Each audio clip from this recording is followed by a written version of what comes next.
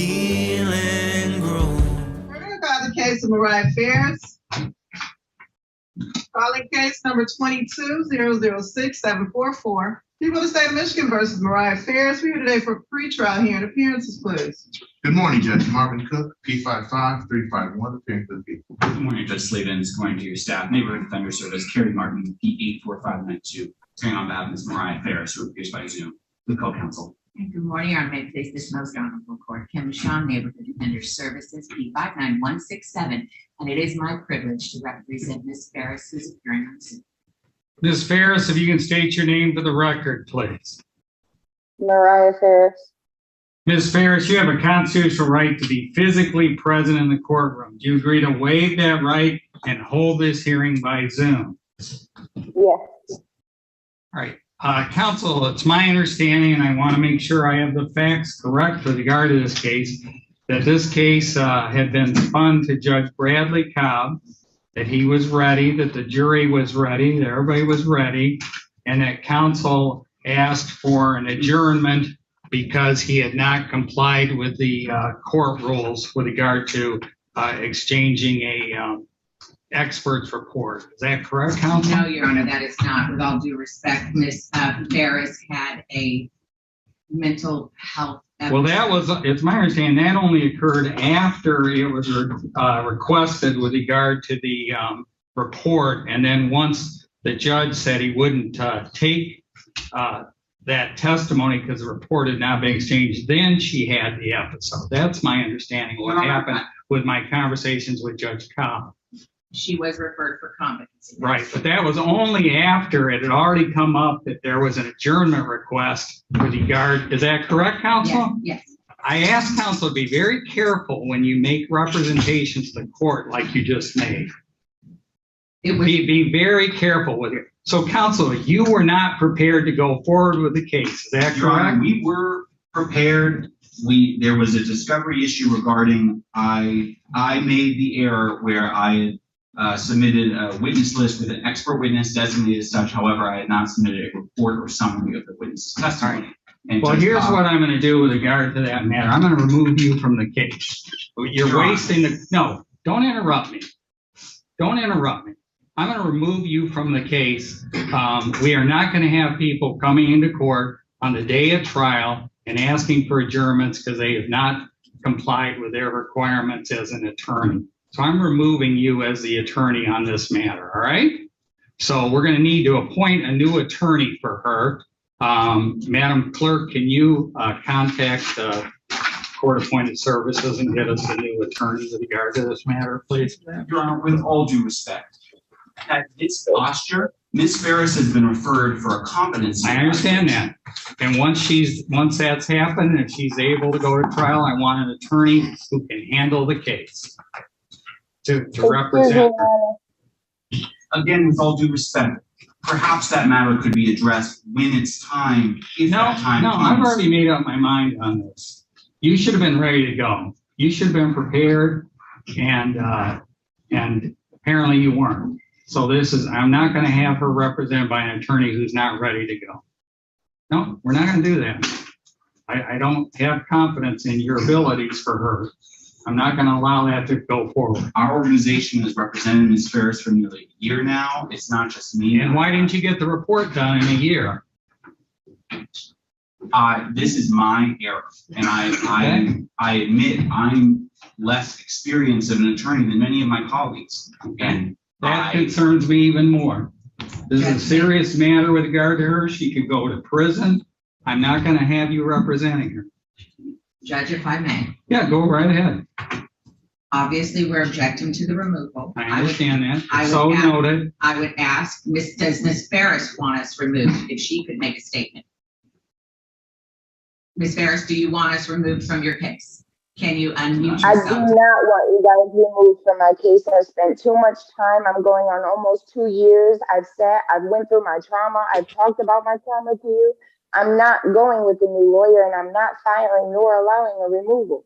I'm not doing Well, that. this is a person. This is a person who is being referred for competency at the last moment, the day of the trial. Suddenly, There's a competency request, never brought up before. Obviously, you think she's not competent. I can't have somebody representing her who you think's incompetent and who has admitted that he doesn't have experience like other people and that he didn't do what he was supposed to do, and he didn't even refer her for competency until the day of the trial. Your Honor, He's been with her, he says, a year, and he didn't even refer her then. Your Honor, the timing of the competency referral was based on, at that moment, and based on her emotional state at that Counsel, I've moment. already made my decision. Is there anything else we need to take up? No, Your Honor. Okay, nothing further. This matter is completed. We'll hold this case while we get another attorney. So if Ms. Ferris can wait around, we'll get another attorney for her. I'm going to put her. All right. Then let's pass this matter while we get another attorney. All right, we'll call the case of Christian Mark. Calling case number 23-002030. People of the state of Michigan versus Christian Mark. We here today for sentence and appearances, please. Good morning, Judge Marvin Cook, P55351, appearing for the people. And good morning, Your Honor. Harold Collins, B56805, on behalf of this Christian Mark, who stands to the Good morning, Mr. Collins. Good morning, Judge. Go ahead, Go ahead. Christopher name, Mark. All right, good morning, ma'am. Good morning. Counsel for the people, have you had an adequate opportunity to review both the pre-sentence report and the sentencing guidelines? I have to. Any additions, corrections, deletions, factual changes to either of those documents? No. Counsel for the defense, sir, have you had an adequate opportunity to review both the pre-sentence report and the sentencing guidelines with your client? I have, Judge. Any additions, corrections, deletions, factual changes to either of those documents? I believe there are none. All right. Ms. Mark, ma'am, have you had an adequate opportunity to review both the pre-sentence report and the sentencing guidelines with your attorney? Yes. Any additions, corrections, deletions, factual changes to either of those documents? No. All right, counsel for the people, what would you like to say before the court imposes sentence? Judge, the people would just ask the court to adopt the sentence agreement in this case. And I believe she may be 7411 eligible, I'm not sure. Okay. Counsel for the defense, what would you like to say on behalf of your client before I impose sentence? Judge, we would agree with the people's assessment and ask the court to follow the. Okay.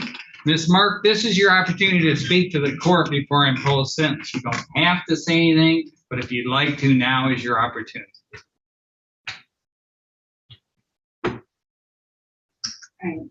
Ms. Mark, I'd like you to look around the room and I'd like you to point out the people you get high with. Look around the courtroom. No, look all around. Look under the tables, under the chairs. You see any of the people you get high with? Ma'am? No. No. I could send you to prison today, and none of those people that you get high with are here. What does that tell you about them, Miss Mark? I understand. No, you tell me. What does that tell you? I'm a little concerned that this sentence may not be serious enough because you don't seem to be taking this seriously, Miss Mark.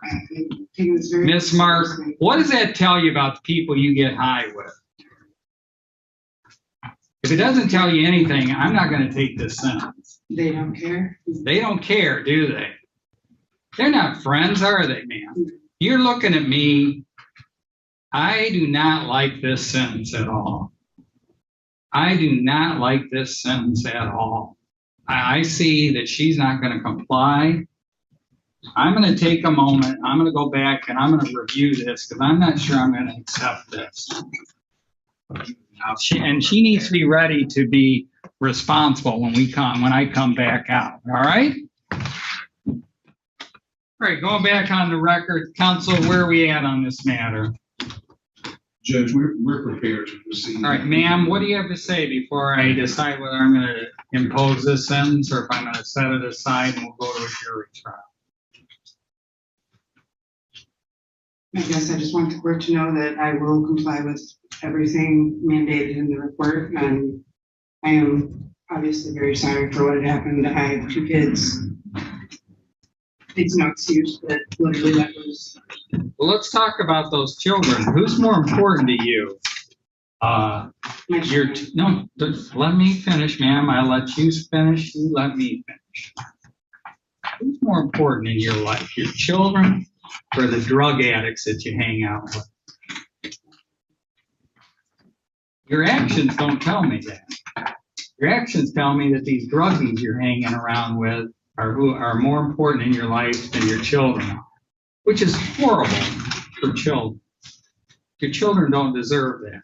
To be honest, Your Honor, this happened almost 3.5 years ago. I have not spoken with not one person since that night. Not one. Well, a lot of people tell me that, but the only thing that I pay attention to is actions, not words, okay?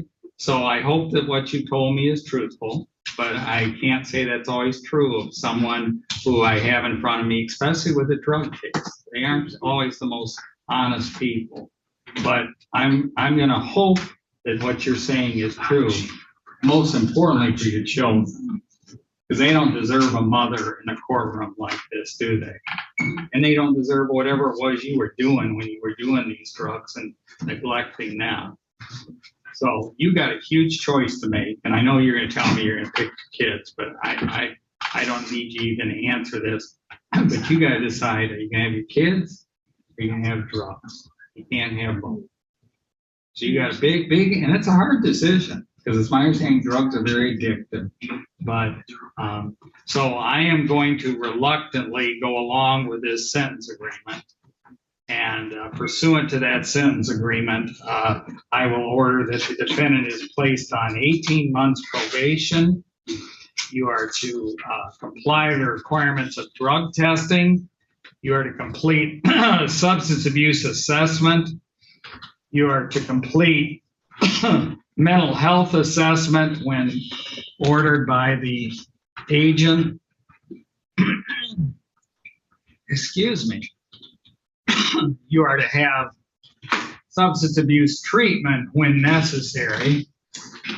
I will place this under 7411. And you are to pay a crime victims assessment in the amount of $130. You are to pay supervision fee of $30 a month. You are to pay court costs of $1,300 a month. You are to pay attorney fee of $450. You are to comply with DNA testing and pay the mandatory $60 fee. And you are to pay $68 state costs. Ms. Mark, ma'am, you may file an application for leave to appeal your conviction and sentence. If you choose to do so, you must do so within 42 days. If you cannot afford an attorney, the court will appoint an attorney and furnish the attorney with portions of the transcript and record necessary to handle your appeal. This request must be made within 42 days. The court has considered your ability to pay as outlined in the PSIR, and as I indicated earlier, I'm ordering court costs in the amount of $1,300. This sum represents the costs associated with the prosecution defendant in this matter, including salary and benefits for related staff, goods and services for the operation of this court, and the necessary expense for the operation and maintenance of the courthouse. Ms. Mark, I'm further advising you that the request for the appointment of an attorney must be made in writing and filed with the clerk of this court within 42 days of today's date. Ma'am, you're being handed a form through your attorney inquiring into your financial condition and requesting such appointment. And I request that you sign the receipt for that form. I again remind you to file that form with the clerk within 42 days of today's date if you intend to appeal and are unable to afford an attorney. Fines, costs, and other financial obligations imposed by the court must be paid at the time of assessment, except when the court allows otherwise for good cause shown. A late penalty of 20% will be applied to attorney fees and court costs that continue to be unpaid 56 days after the date of sentence. Failure to pay may result in state tax intercept, wage withholding, license suspension, probation and or parole violation, and or referral to credit bureaus. Counsel, also, if you can have your client call this number today to set up probation or go over to the probation department The number she needs to call is 313-224-2600. Council, is there anything else we need to take up regarding this Marks case? There is not, Judge. No, Judge. All right, nothing further. This matter is completed. Everybody have a great weekend. Thank you. Will you hand me my screen box?